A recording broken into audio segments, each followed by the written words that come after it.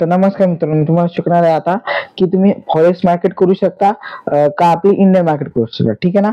आता मी तुम्हाला दोघांचं डिफरन्स सांगणार आहे आणि फॉरेक्स मार्केटमध्ये जास्त पैसा काढू शकता का आपल्या इंडियन मार्केटमध्ये जास्त पैसा काढू शकता. ठीक आहे.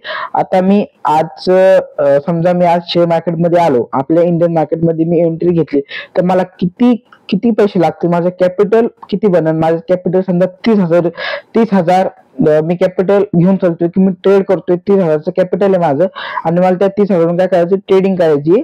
आपल्याला शेअर बाय सेल करायचे. आपल्या ऑप्शन ट्रेडिंग असो का कोणती ट्रेडिंग असो का होल्डिंग असो, मला काय करायचं, आज इंडियन मार्केटमध्ये 30,000चं कॅपिटल मी घेऊन आलेलो आहे.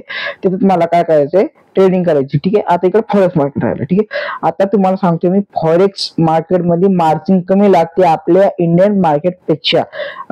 फॉरेक्स मार्केटमध्ये 30,000 लागले तुम्हाला आपल्या इंडियन मार्केटसाठी, तिथे तुम्हाला फॉरेक्स मार्केट मध्ये किती लागतील, फक्त 15,000 लागतील.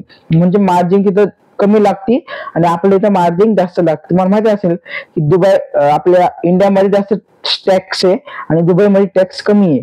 0% टॅक्स आहे दुबईला आणि आपल्या इंडियामध्ये आता टॅक्स कमी झालेले. पण आपल्या इंडियन म्हणजे आता कोणती तुम्ही वस्तू खरेदी केली ना, त्याच्यावर तुम्हाला 10% जीएसटी द्यावाच लागतो. कमी केलेले गव्हर्नमेंटनी टॅक्स, पण एवढे बी कमी नाही केलेले की दुबईला कसं आहे, आता दुबईला 0% 0% टॅक्स लागतो. म्हणजे कसं, तुम्ही फॉरेक्स मार्केटमध्ये जर आले, तुम्हाला मार्जिन कमी लागेल आणि तुम्ही इंडियन मार्केटमध्ये आले, तुम्हाला टॅक्स भरावा लागेल जास्त. तुमचं ब्रोकेज बी जाईल, जीएसटी बी कटेन, जीएसटी बी कटेन आणि तुम्हाला ते समजा इथं मार्जिन 15,000च लागेल आणि इथं मार्जिन 30,000च लागेल. तुम्हाला एवढा डिफरन्स कळाला असेल. आता समजा मी ऑप्शन ट्रेडिंग आहे, ठीक आहे ना. मी इंडियन मार्केट घेऊ आपण सगळ्यात पहिले, की मी इंडियन मार्केटमध्ये आलो आणि मला ऑप्शन ट्रेडिंग करायची. ठीक आहे. मी आता ऑप्शन ट्रेडिंग करतोय आणि मी एक ऑप्शन चेन असते. ठीक आहे. मी ती चेन बघतोय, त्याच्यामध्ये काय होतंय की जास्त प्रीमियम मिल्ट होतात. ठीक आहे. आता आपण फॉरेक्स मार्केटमध्ये तसं नाहीये.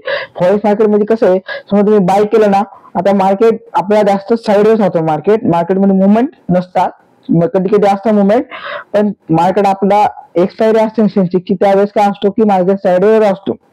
मार्केट टाइमपास करतो आपला. ठीक आहे. इन शॉर्ट मी सांगायचं झालं ना, आपला इंडियन मार्केट टाइमपास करतो. आपला फॉरेक्स मार्केट एवढा टाइमपास करत नाही. म्हणजे फॉरेक्स मार्केटमध्ये जास्त आपल्याला ट्रेंड आयडेंटिफाय करता येतात की आता अप ट्रेंड मध्ये जाणार आहे मार्केट का डाऊन ट्रेंड मध्ये जाणार आहे.